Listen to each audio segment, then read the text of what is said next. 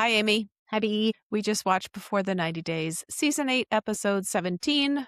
Any initial thoughts? Normally I like to try to come up with a theme because you're so good at it, but the only theme that I could come up with was nothing burger. Yeah, it's wrap-up season time.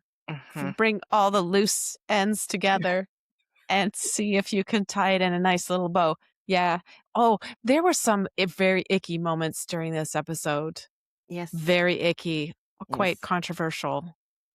And we will get into all of that in just a moment.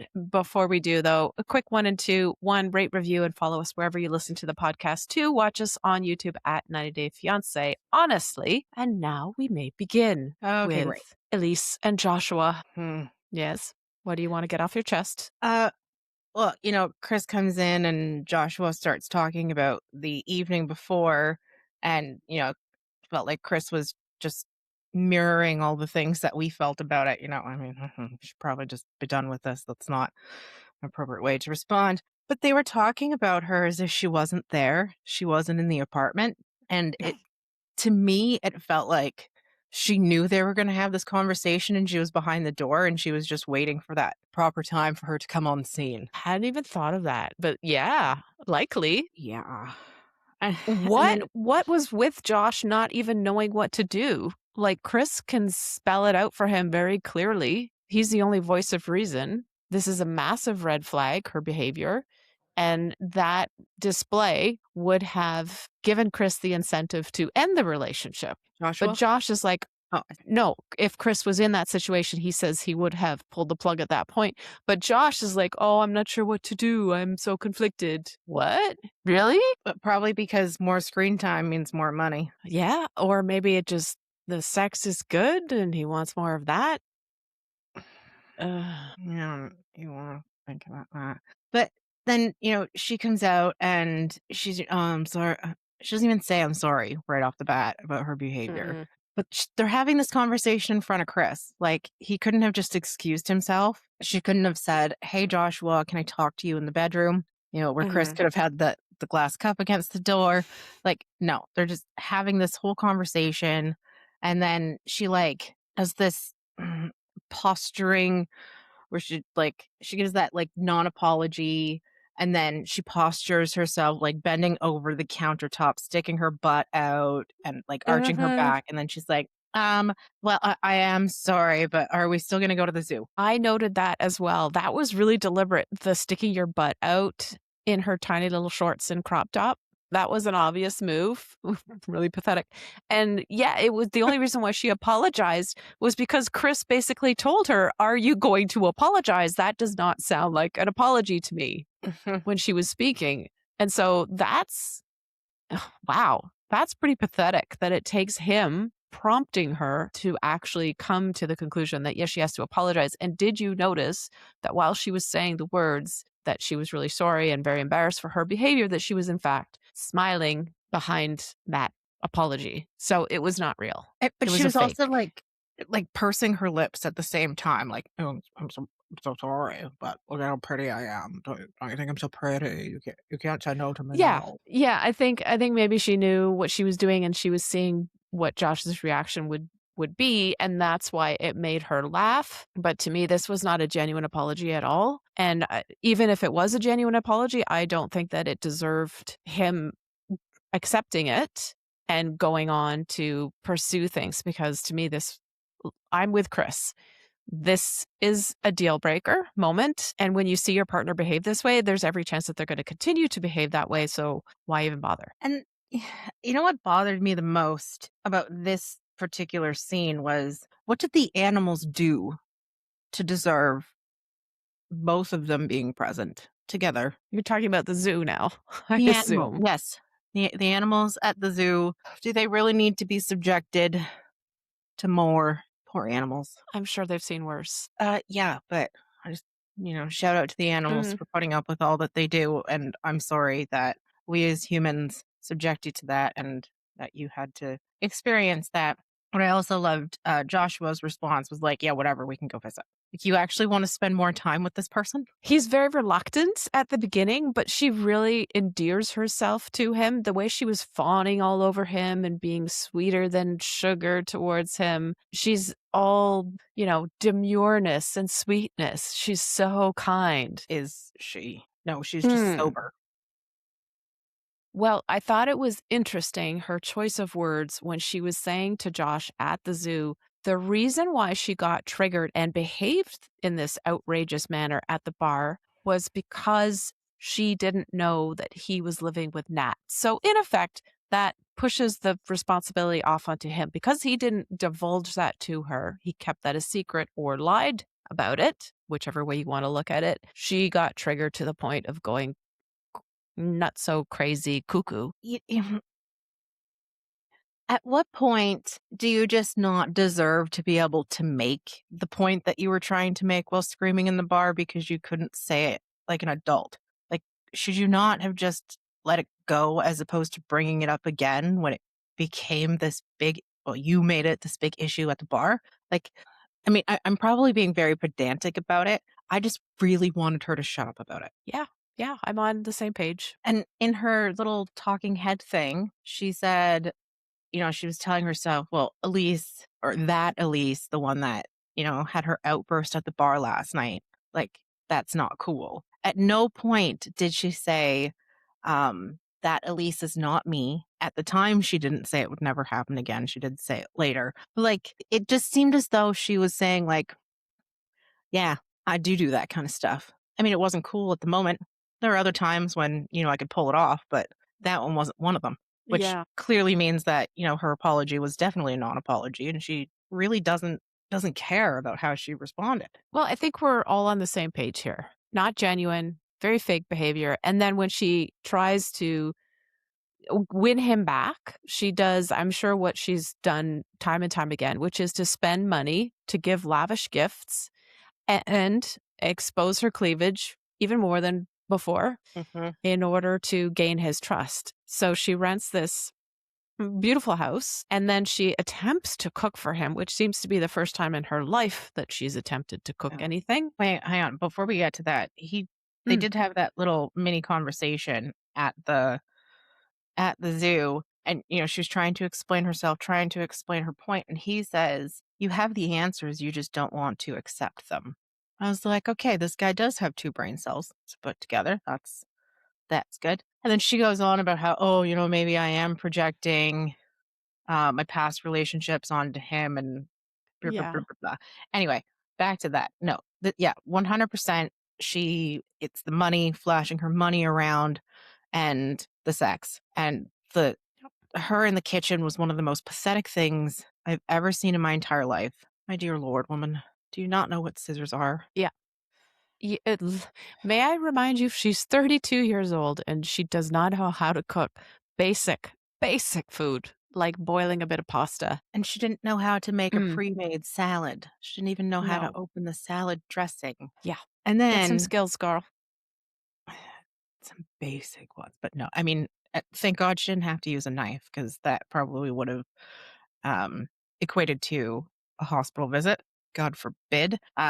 And then she has this moment where she pours the pasta into the sauce, but she forgot to drain it. And it reminded me of Juan when Hmm. he was making mac and cheese for one of the kids, and the kid's like, it shouldn't be Yes. like soup. Yeah, because he didn't drain the macaroni. Yeah. Yeah. So I had like a bit of reprieve from this bull because it reminded me of that. And at least we knew that, he was trying his best. Maybe he missed that one point in the directions.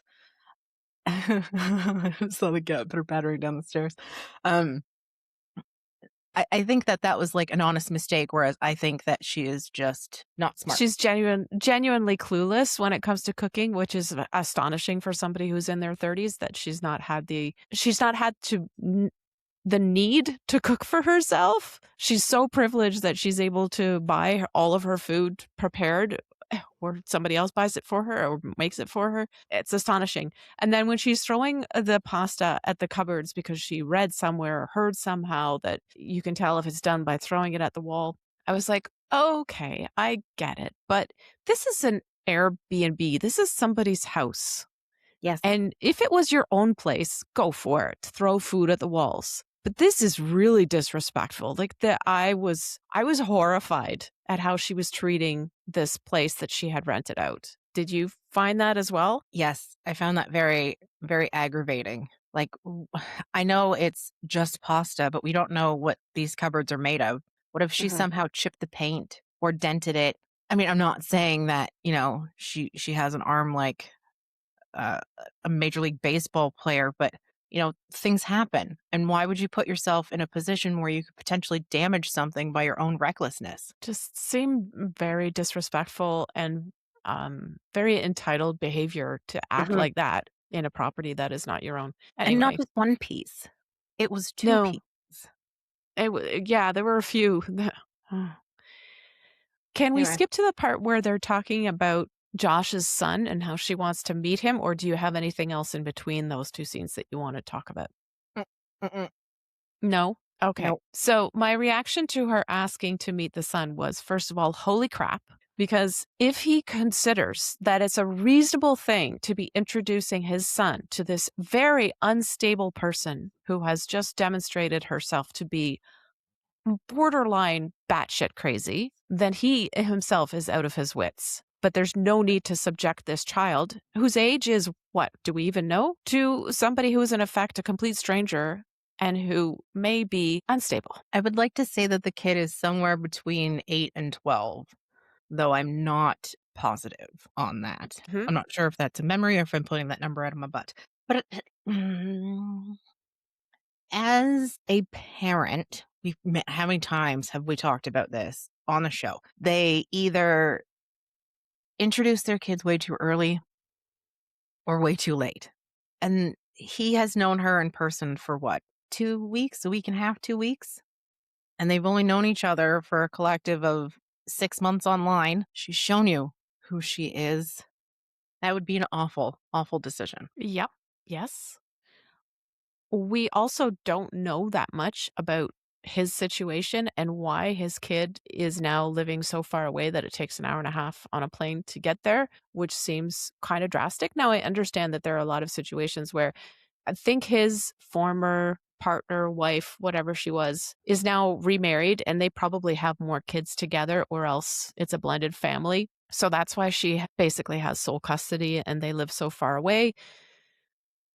Whatever the reason, there are some very disturbing words that Josh uses to talk about his son that makes me think that he is a complete deadbeat as far as the daddy goes. Mine Because he says said, mine said I was, absent. yes, absentee father. He talks about being there for all of the good times, all of the fun things, Yep, and not there for like the regular parenting stuff. And he also says, I was there since he was born. Excuse me? Where else would you be? yep. And then my next comment was, "How is it possible that your ex could move so far away from you if you were so involved Mhm. without a court And order?" he has nowhere to live. We know that he's homeless. What was the living situation? If you go into a custody battle and you say, "Oh, I currently don't have an apartment, a steady income, or a place for my son to sleep on his own in his own room because I'm living on a friend's couch for the moment," do you really think that the judge is going to look at you and say, "Oh, you sound like a great dad"? You're such a fit parent. You've been there every day of his life. Yes, you've fallen on hard times. I will give her temporary sole custody while you know, figure your stuff out. That makes me wonder, what about his parents? Could he not have had overnights at his parents' house? No? Well, even that is not a full-time, like a permanent residency situation for him in order to provide that to his child. No, I'm talking on a S temporary basis while he gets I know, his I stuff get it. together. As long as the kid has a place to sleep, a spare room or something, he can sleep on the couch. We know he's quite well versed in that. Um, you Yeah. know, just make some sort of compromise to see your kid. But like, I agree with you 100% with everything that he said, especially with the I've been there since he was born. Yeah, but does that That's mean that you pop in like once a year, twice a year? no. You played baseball with him twice a year. I played baseball with my dad, like, I wanna say, like, 3 times when I was 19, and I Yeah. was an adult at that point. I mean, he did other great things. My dad was obviously a lot more present, but, like, what does that mean? What is he even talking about? No, I mean, that's my point, is he's talking about being a parent like people who do when they say, "Oh, I was babysitting my kid." No, you're not babysitting your own child, and you don't deserve kudos for babysitting your own child. You look Mhm. after your kid, and that's your job. You're their parent. Your That's parent. Yep. comes with the territory. You have to until they're 18 or so. Anyway, his crocodile tears were a complete crock of shit in my eyes. I didn't buy it for a second. And I don't think that it's a good idea for him to introduce Elise to his son, not just because she's a whack job, but also because their relationship is brand new, not the right time. And he needs to mend his relationship with his son before he can bring somebody else into the equation, because this is only going to serve to make his son believe that his dad doesn't love him more. You've got time for this woman who comes all the way from the United States, but you don't have time for me. Mm, Yes. shall we read on? Yes, I have a thought. I just have to write it down before I forget. Okay. Next up are Laura and Birkan.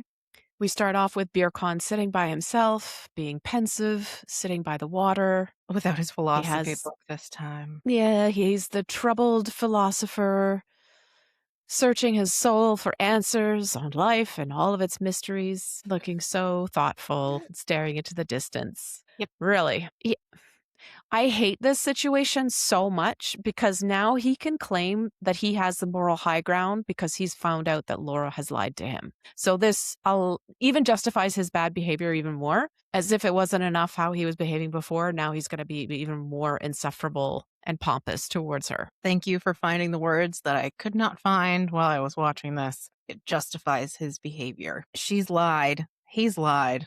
But her lies are bigger. So now he's going to dangle that over her head.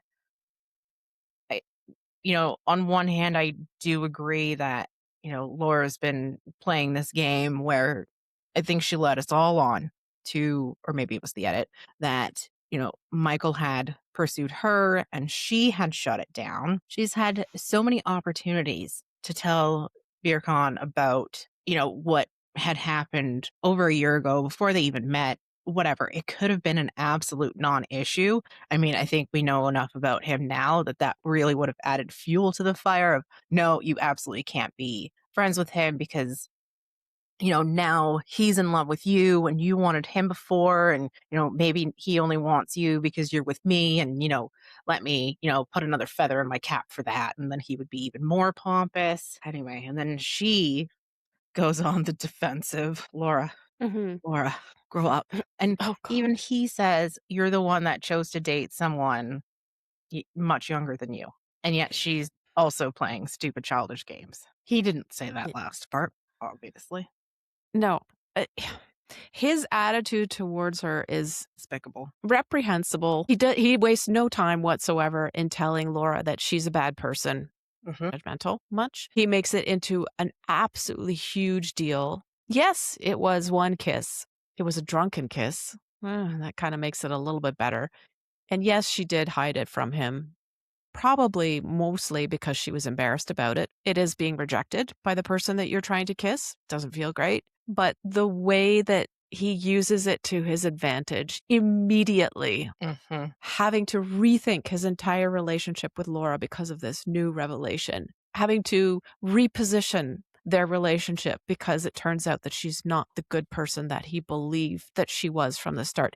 He's absolutely revolting, such a manipulative shit. When he says to her, "I wish we'd never met," and says to her, "I can't trust you," I just wanted to scream because this is what she should have been saying to him from the start. How dare he say that with that haircut? And also with his hand watch. Did you see how massive that watch was? How it was like dangling over his hand?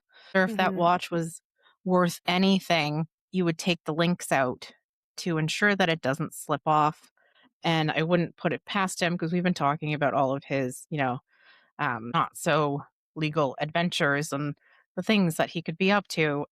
I wouldn't put it past him that that was something that he had stole from someone because he was trying to recover money from someone, and he just Maybe. took that as well. So that's, he wears it as a point of pride.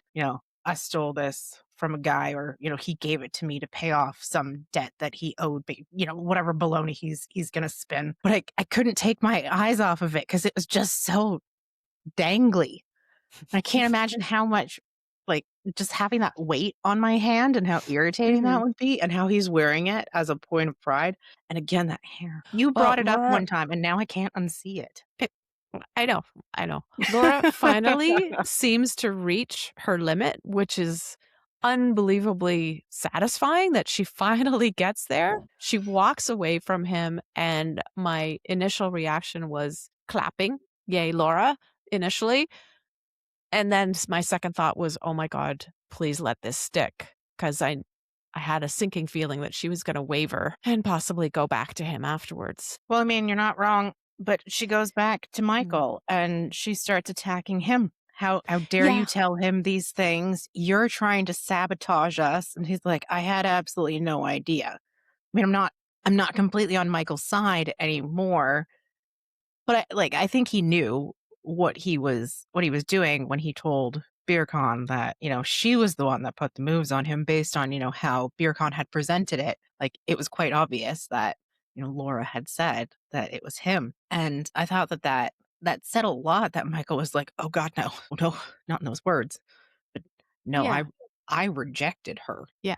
I know it seemed a little bit harsh in one light, but then when he explained it afterwards to Laura, saying like, "I needed to eliminate myself as a threat for this guy to Yeah. feel comfortable," I was like, "Well, yeah, that actually kind of makes sense. That does follow that you want BeerCon to be at ease about your relationship with his girlfriend so that he can be comfortable in that relationship and confident in their connection." And I found it really interesting that he was so supportive of the relationship, knowing what he knows about BeerCon, the lies, the lack of money, all of the pitfalls that Laura has pointed out to him along Yeah. the way. How can he be so supportive of their relationship? What? I had a thought that perhaps he flew to Turkey not just to save her, but because they were both going to be there for each other. Her for having her skin removal surgery, and her Mhm. for him when he has the hair transplant. Hmm. Okay. I like that. That makes a lot more sense than what's going on right now. Yeah, Yeah. I really have no idea. I'm grasping at straws here, but like, why would she have that consult? And we all Yeah. know that Turkey is like the number one place in the world for people to go and get hair transplants. Anyway, so she was going on about how he's sabotaging their relationship, but anyway, she did that on her own by lying by omission. I think that she really just wanted to live with the idea that two men were fighting over her, because we all know Mhm. how much she's into the whole whatever they're Romance. called. Yeah. I don't wanna call them, like, Mhm. rom-coms. The smut books. Yes, that one. And now she's been rejected by both, so now she has to go crawling back to Birkan. She calls him on the Yeah. phone. That was the most Well, pathetic wait, wait, wait, thing. wait. Okay, sorry.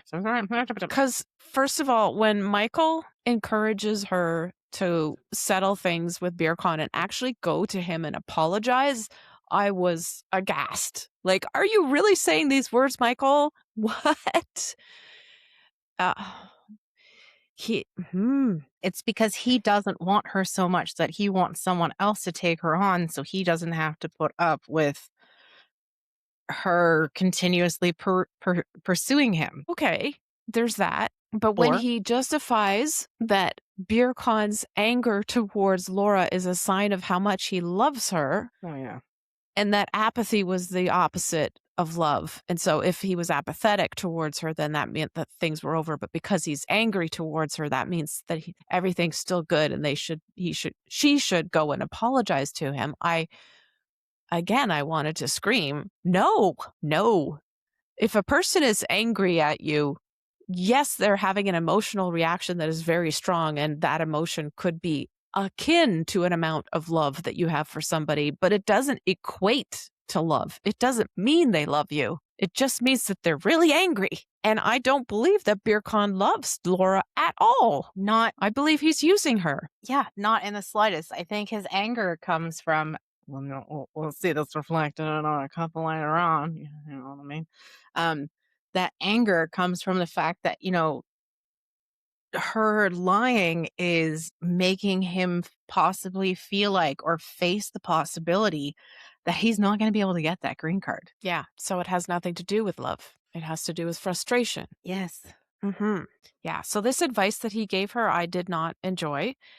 I I don't know. I when she went to call Birkan, it seemed inevitable that she was going to abase herself yet again and that Birkan would make her jump through some hoops in order for her to be beholden to him for even more, which is the position that he loves the most with her. Mm. But I was really, really shocked and surprised and somewhat pleased in a self satisfied way that he said, no, he doesn't want to talk to her. And no, she can't come back to the apartment that she has rented. That So she's she paying has for. that she's paying for. That was beautiful. I mean, if anything says this guy is a piece of crap and run away immediately, it's that. If I were her, which I would never be, I would be worried about my property. Is he going to cut it up? Is he going to go through it? What's he going to do with it? Um, I was also pleased with the way that he said, "No, you can't come back." And I love the fact that she was like, "Oh, I'll just find somewhere else to stay." Like, woman, you're the one paying for this. Mhm. You're, you can tell him to leave. Just go to the Yeah. hotel. Say he's refusing to leave. This is on my credit card. I'm the one paying for it. Please have him removed. Nope, nope. And obviously that would blow up the entire relationship. But she wants to grovel about it. But I also love the fact that she calls him and puts him on speakerphone right outside the elevator. Like everyone can hear both sides of the story. Mhm. I hate it when Yeah. people put things on or put their calls on speakerphone in public. I mean, come on, especially if it's something as emotionally charged as that. But if I was waiting for the elevator and I heard that, it would be very difficult for me not to laugh without even Yeah. having any back. Yeah. Okay, one final point from me on these two, and that is that when he refuses to let her come back to the apartment that she has rented, she is paying for, he's also saying to her, in effect, you can't come and get your things. So I'm leaving you not only out on the streets for the night with having to find your own shelter, which you are going to have to pay for in addition to this shelter that you're paying for. You can't have any of the things like your toothbrush or your clothes or your clean underwear or your pajamas. Nothing. And you also don't know the city. This is my city. You don't know anybody here. He could easily go out and couch surf, which is his preferred mode of habitation. And yet he forces her out on the street. What kind of man does this? Con artist. An asshole. Get it together, Laura. I hope she has all of her credit cards and her passport on her. All right, let's read on to Forrest and Sheena. The banana wrap. Yes, at last. I think this might be my favorite part of the entire episode. Mm-hmm. I learned Yeah, something.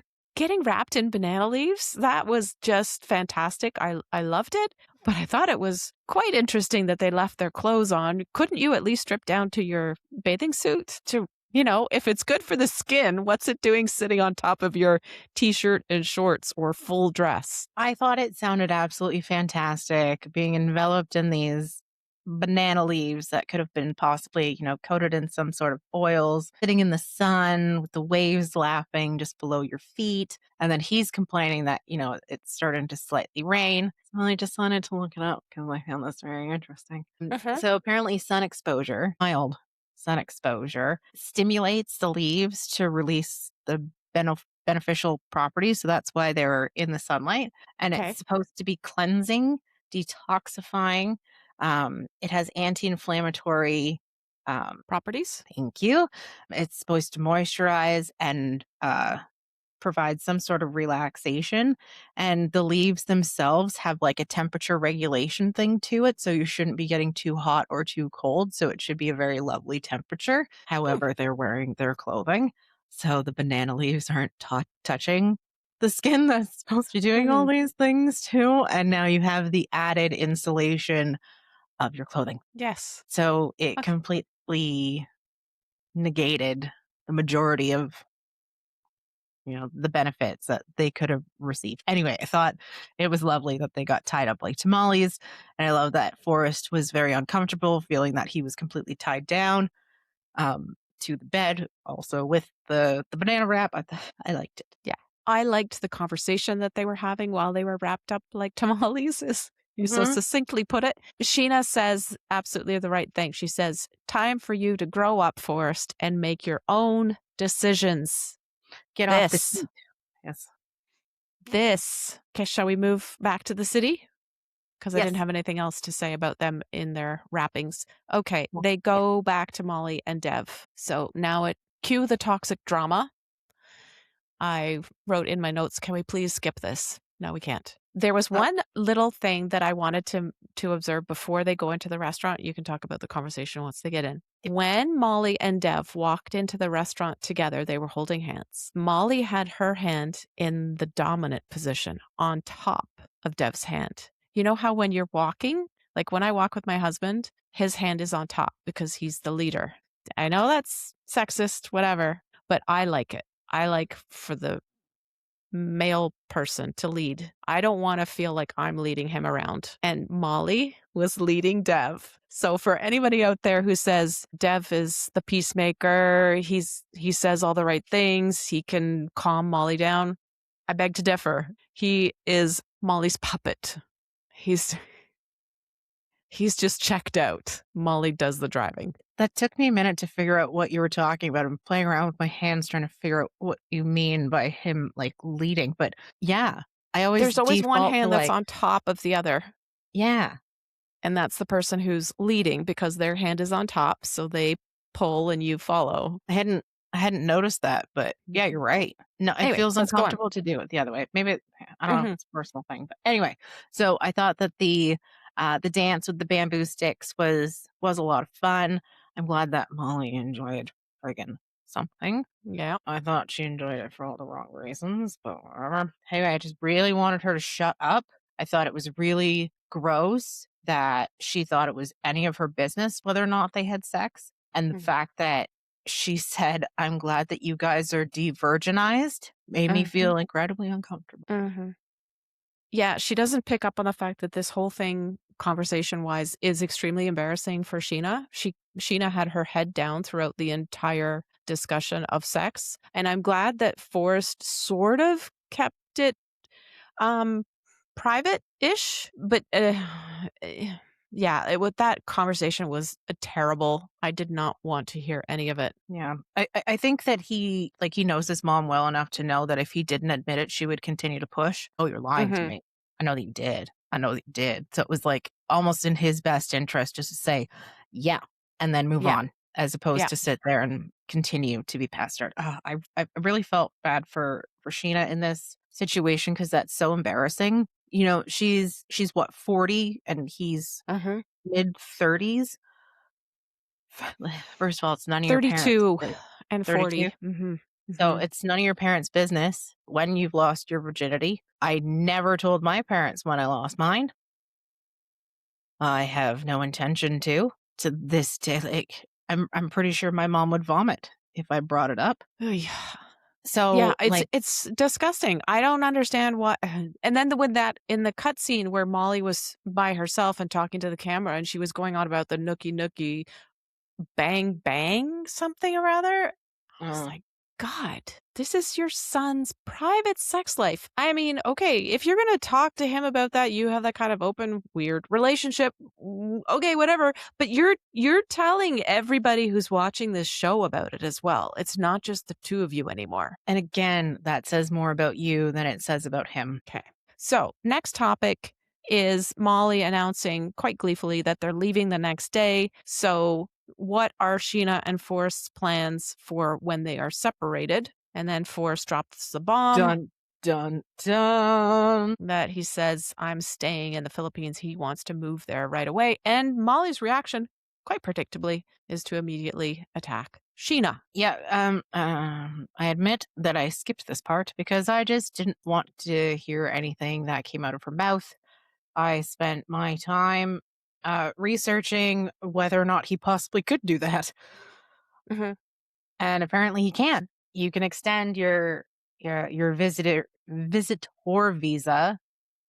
I'm assuming he got like a 3 month ish. It's either a 3 month or a 59 day or something, but he could extend it up to 16 months to 3 years. Dude, stay. Yeah. Yeah. What does he have back back? back home, I guess. Mm.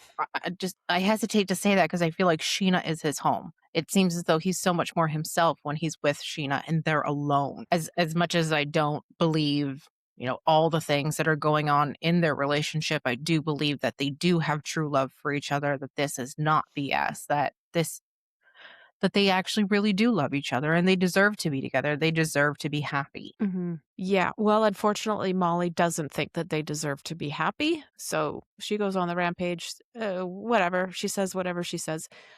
The only thing I wanted to mention here is that we have this another sad moment when Forrest does nothing. He doesn't stand up for Sheena. He doesn't stand up to Molly yet. Maybe he will next week when we continue this conversation, but so far he does nothing. And I thought that that was really pathetic given that he's been saying quite proudly for the last couple of episodes that he now feels like Sheena is his wife. So much for that. Yeah, okay. Well, great. Let's read on to Rick and Trisha. Can we summarize this? Yes, as we thought he would. Rick says, "Yes, I will give you a baby," because he's a coward and he can't admit what he truly feels, which is that he doesn't want to have more kids, nor can he afford to have more kids, and possibly that he can't even have more kids, as you've suggested. Takes the cowardly route, lies to everybody, and they are joyous because they want nothing more than for Trisha to have a family. Yep. Great. Next question. When will he give Trisha her family? He says he needs to wait about a year for her to get a visa. Then they have to get married. Then they will start a family. He says he will propose in 3 months. At I'm which really point, surprised that they were okay with this because I felt like it was just another non-committal dangle of the carrot. yep. What's holding him to the 3 months? If he wasn't sure yesterday, is he going to be 100% today? What has changed? And also, you have to you have to pay for the visa, you have to go through the entire process, and then she has to actually get there, and then you have to actually try for a baby. And what is stopping this piece of shit, pardon my French, from getting a vasectomy in the meantime? Because he knows that he can't afford to have another kid. Can he even afford the ones that he has? Ugh. Yeah. So he admits in his personal interview that the only reason he said yes, he will give her a baby is because he wants to be with Trisha. Complete, utter bullshit. Like, No, he felt why would pressured. you do that? Why would you do that? No, because he wanted to save face. He didn't want to embarrass himself in front of her father and her uncle because, he's the big man. Yeah, I'm going to give her a baby. And then, he's going to find some sort of reason to blame it on her. Mhm. It's all Trisha's fault that this relationship fell apart. It had nothing to do with the fact that I'm a sex tourist and just came here because I wanted to have sex with her and to try to convince her to be with me so that she could be my trophy You. wife. God, You. he's so disgusting, but I gotta say, so this is my second favorite. I loved the pressure from, and I think I said this last episode. I love the pressure from her dad and her uncle. I love the way that they were yelling at him, how uncomfortable he was. Though I'm very disappointed that they didn't see through his bullshit. Again, sorry for Yeah, my French. they were all in effect scammed by Rick. This was a scam from start to finish. And what makes it even worse is what happens next. Mm. Wow, what a moment when they're stuck at the airport. She sees his phone and he has been texting with the ex that he went to Colombia with or for. While he was with her family, groveling Mhm. for her hand in marriage. Yeah.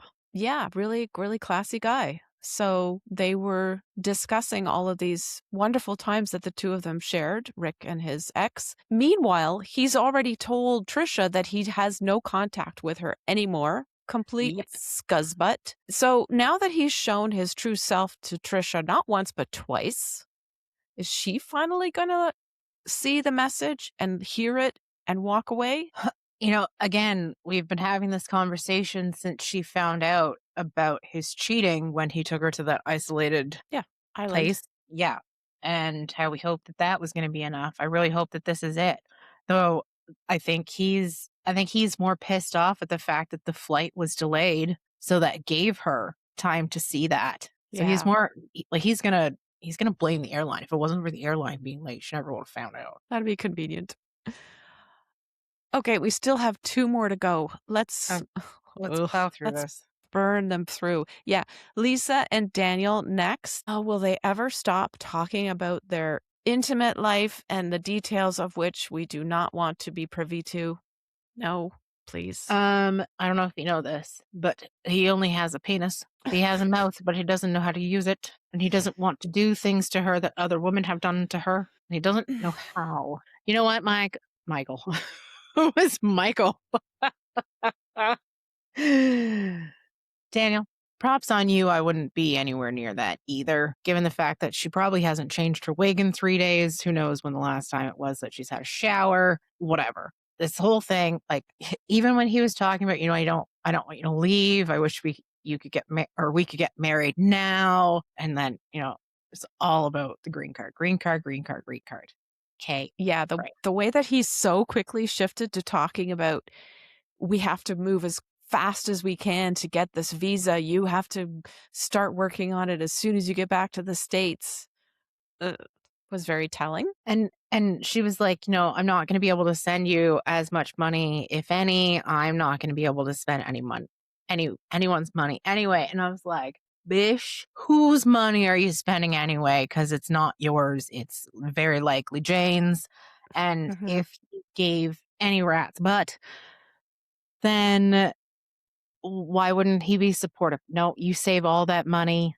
Let's make sure to save it. I'll send you anything I possibly can so that we can make this happen as quickly as possible, just so that we can be together. I mean, there's so many different ways that he could have done it.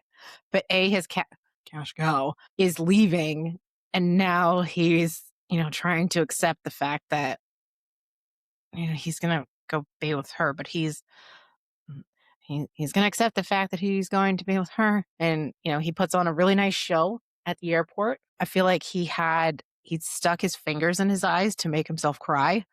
You see the way that he did that? Yeah. Yep. Okay, first of all, one compliment. I thought her headdress looked beautiful, Mm. very well put together. But Mhm. then, their goodbye was just so heartless. She's like, "You have to walk away because I can't." And then she's like, "Okay, I'm going to go." And then she looks at him, and there's no wave goodbye. There's no crying like, "Oh my god, I'm going to miss you." There's no like air kisses. Anyway, whatever. So she's on the plane home. Okay, goodbye. Onward. All right. Yeah. Jovon and Annalyn. No. Okay, then. Wow. This is going to be easy. They are discussing this anniversary party that they're planning. It's going to happen in a couple of days. It's very clear from the way that Annalyn's talking about it that this is her moment where she's going to make up for the fact Excited. that they didn't have a wedding. And she's putting all of her hopes into this event as being the substitute for the wedding that they didn't have because they got married online without any kind of party, big ceremony. She doesn't even Without have a being able to wedding touch. ring. Okay. Yeah. Before we get to S- that, mm, I had another thought. Where'd it go? check your back Uh, pocket. oh, I don't have back pockets in these pants. So anyway, they go to the amusement park. Why doesn't he sit with her on the Uh-huh, ride? uh-huh. Yeah, that was weird. I didn't know if there was a reason for it. That's why I'm asking. I just thought it was really strange that he's like, and he's in the seat before, like in Mm, front of her. whichever way, I don't remember if she was in front or he was, but yeah, they weren't sitting together on some of the rides. It was just kind of odd. I didn't know if it was like the size difference, not because like he's a big dude, but like I remember being on one of those rides with my sister, and she was so tiny that my mom was sitting beside her, like holding her in. So maybe it was just like the safety bars or something. I don't know. I thought it was weird. She seemed to be, oh, that was it. She said things with Jovon and I have been going very well Mhm. since 2 hours ago. Yeah, exactly. For the last 5 minutes, things have been going well. Yet they're in That's a win public. for So her. we know there's going to be a big blow up because it's been longer than 5 minutes. Oh, I yeah. can't Yeah, believe yeah. that she doesn't have a ring. And then she also said, "Oh no, he sent me $100 to go and buy one, and it turned my hand green," which means she's probably allergic to nickel or whatever else it was made of. And for a man, I use the word man very loosely here, for someone who's so possessive, of his wife, you would think that he would want to put something on her finger to deter other people from Mhm. pursuing her. Yeah. But instead, he wants to pay, and he says, uh, he doesn't want to waste money on something that he doesn't want or need. Yeah. And the way that he spoke about his own ring, this is a sports ring. I had it before we even got married. What? So the fact that you are comfortable with having a ring that was just some ring that you had before you even got married, but you turned it into a wedding ring means that she has to be satisfied with the same situation or less. I'm Like, surprised she agreed to ugh. get married to him without having a ring that she was happy with. Yeah. And this ring that she chooses at a mere $268 has no diamonds on it, no stones. It's just a plain band, as far as I could see. Mhm. $268, nothing. And the way that he immediately crosses his arms and stands back, Yes. the body language was all no, no, no, no, no. His body language is, "I am the Oh, man.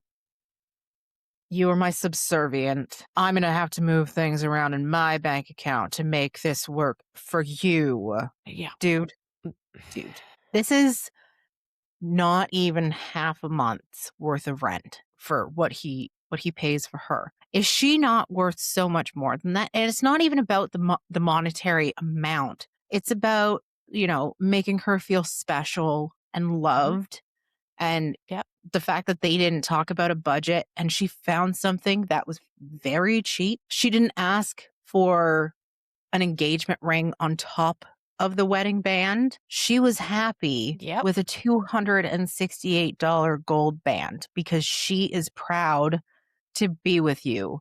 And you have to stand there like the big piece of dirt that you are. You embarrassed her. And as she He said, "Why did you take embarrassed me her, out?" he insulted her, he belittled Humiliated her. her.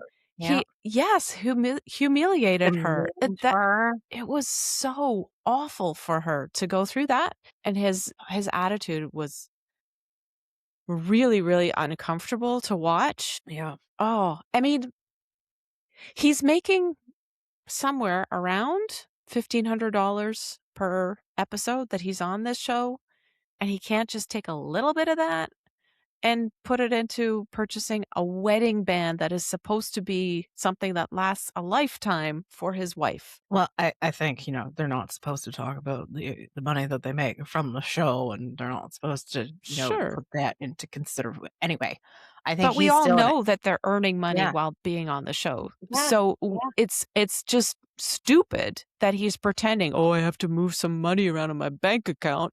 Dude, you flew over there. You've been paying for hotels and meals and all kinds of crap, and you can't pay for a wedding band for your wife? It's not This that he is can't, it's that he's refusing to because he needs to pull this power move on her oh, so that she whatevs. knows who's paying her bills and that she needs to tone it down a couple notches.